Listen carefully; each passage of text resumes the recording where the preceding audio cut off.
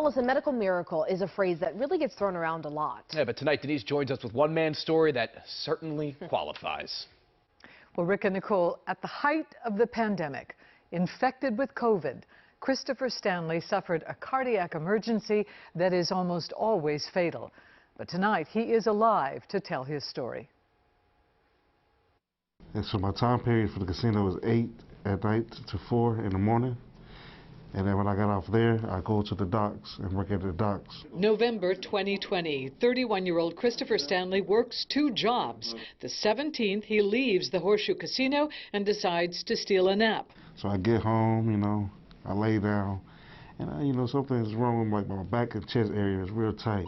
Soon, he loses feeling in both legs, is rushed to Union Memorial. He had very little blood flow going to his intestines. He had very little blood flow going to his kidney. He had very little blood flow going to his legs.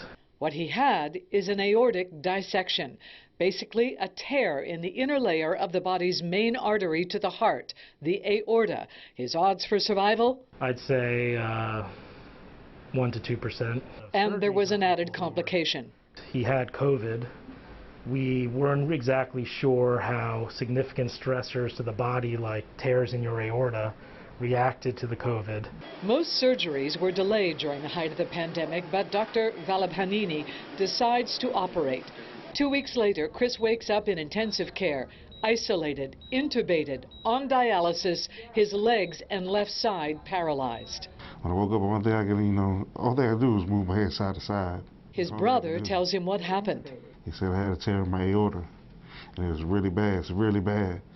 And all I could do was right at that moment was cry. Then alone, I couldn't have seen my family. It was really like isolation. Did you ever think of giving up? Yes, ma'am, I did. But his mother and thoughts of his daughter are the reason Chris says he had the courage to persevere when weeks later he is transferred to rehab. And that was a long journey, But I fought the fight.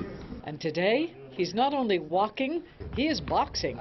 33 years old now, no smoking, no drinking, and taking his blood pressure medicines.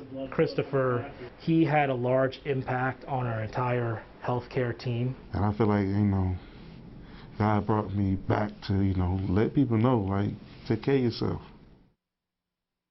Indeed. Now, Dr. Valabhanini credits Christopher's strength of character for his remarkable recovery.